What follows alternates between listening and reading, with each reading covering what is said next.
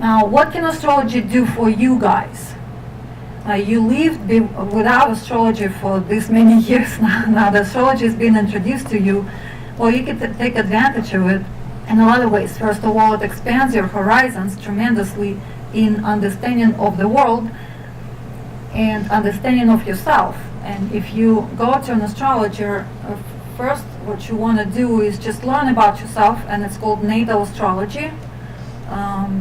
It's basically a chart cast as per your day and a time and a place of birth. It's very precise, it's very unique, it's only about you. It's not a zodiac sign.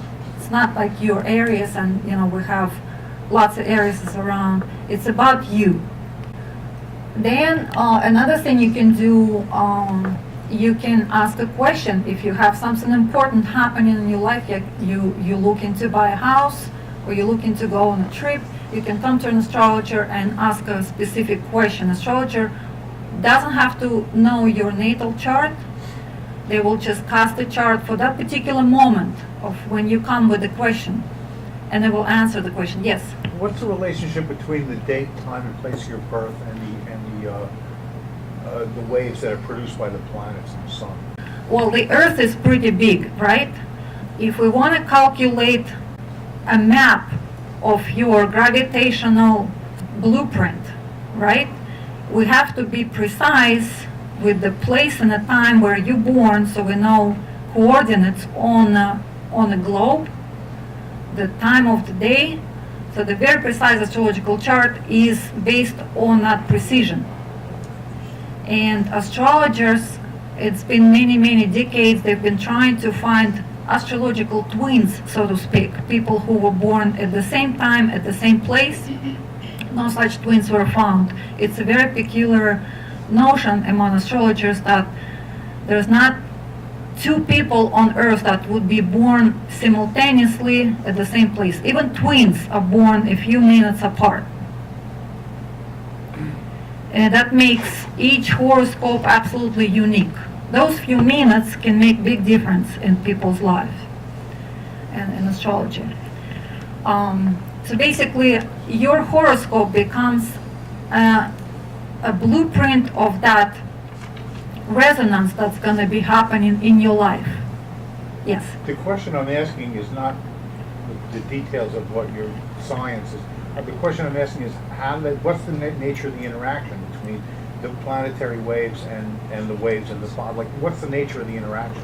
How does it interact? It's by resonance. By resonance? Yes. So you're born on a certain moment. So basically, when you're born, you're phase locked to a certain gravitational sort of cast, like a mold. You're being poured into that mold at the moment of your birth, and you remember that mold, right? That has certain waves and certain frequencies for that particular moment of your birth. And then as you live your life, the planets keep on moving. When they create an alignment that sort of matches what's in your mold, you will have a resonance in your life happening, a pretty powerful resonance. And the more planets aligned similar to what you have in the chart, or touch certain sensitive points, the more powerful event you're going to have in your life. Secondary question. Yes. Why is the moment of birth the important moment? Why isn't 3 months before birth? Great question. Yes, we do live continuously, and why do we make a horoscope for the moment of birth? We could make a horoscope for any moment. When we make a horoscope, we then, this is our beginning point to predict things into a future. We could theoretically make a horoscope for the time of conception, but first of all, it's very hard to nail that moment. Secondary, that would include the time while you're inside of womb, but which we're not interested in. We can make a horoscope of the moment when you get married, and then that particular horoscope will show the development from that particular moment on, right? It's gonna show what your marriage is about. And it's also gonna, show some resonance of the future events. Or we can make a horoscope for the moment when you graduate from school. Any significant moment in your life would be valid to create a horoscope for. The reason why we do it for the birth, it kind of like gives the whole scope of your life. Could it be Yes. that before birth you're experiencing the waves of your mother, and then after you're born you're experiencing your own waves? Well, basically, we want to create a horoscope. We don't want to get confused with too many horoscopes, right? We can study, the first birthday, the second birthday, or whatever. Any day of your life, we can create a horoscope for the sunrise, right? But it's too many. We want to focus on something. So astrologers noticed a long time ago that only major events in a human life deserve attention, and they will give answers. And birth is the most phenomenal event in your life that you're ever going to have. There is no other to compare. Only maybe death, right? Right. Yes. So is birth considered a good event? Oh, I don't know. It depends. Well, it's, how do you know? Yes. Yes, of course. I don't know, how, The death is also a good event because they say people who's gone there, they say it's even better there. It's just another event in a human being life.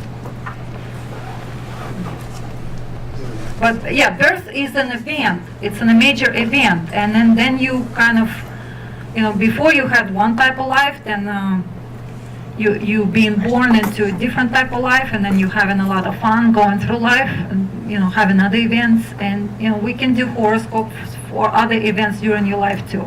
That's what I'm trying to say. Yes. I just have one more question. Yes. I don't understand this at all. So my question- That's good. That's normal. Yeah. I'm born in March. I'm an Aries, so you're telling me that Me too. everybody born in March, we all have the same vibes that we get from space? The same lives, you saying? Well, what else? We're gonna get gravity. If I- The same way. There's many things that are in astrology that are taken into consideration. The ecliptics is split into 12 parts, and we call them zodiac signs. And you have similarities there in each zodiac sign between people. Just like we are humans, initially we split in two parts, men and women. Do men have similarities between themselves? Yes, they do, compared to women. Women have similarities between themselves, right?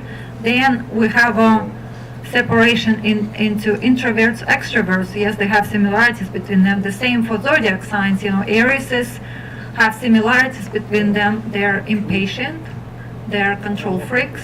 They're also fun-loving people, adventurous, and they like to be captains of their own boats, and so on. Pisces, for example, very intuitive, creative, and so forth. Leos are all kings and queens. Some other astrological fields include synastry astrology, is when astrologer can look up your chart and whoever else combine it and see how you guys resonate together, like with your loved ones, with your children, with your co-workers, whoever. Then there's an amazing part of astrology is electional astrology, is when you prepare for a major event, then you can choose a date. Astrologer will choose a date for you that would set a great beginning, great birth of something that you have more chance of having a good luck. Like say if you get married, right? Then you better ask astrologer for a right date for that to happen, so it's not gonna be a Titanic thing. And then there's another great field of astrology is relocation astrology or geoastrocartography. Very interesting field is when you relocate to another place. Then astrologer will cast a chart for your birth, but for new coordinates, and see how that particular place will resonate with you. And this is an amazing field, and based on those studies that I did on myself, that I relocated to New York. is because, I was born in Moscow and I felt confined. I couldn't express myself. It felt like I'm a little claustrophobic. My energies don't have an outlet. I know I'm a talented woman, but, I couldn't apply myself there. And through astrology, I found that New York empowers me, to the point that I don't need to go anywhere.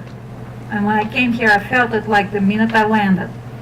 And I have a lot of clients coming to me with various problems that they haven't, like there were women who came and they said they couldn't get pregnant, and we found a place on the globe for them where they could actually have children, and they relocated and had children. Like one had children in Germany. In Moscow, she lived in Moscow, she could not get pregnant. The doctors didn't know what's wrong with her. She moved to Germany and now she has 3 children. So those things, you can relocate to another place and suddenly become successful, or not, right? You can relocate to another place and feel that you became a completely different person. The people report that living in that town, they were this, coming back here, they're a completely different person. That's the relocation astrology.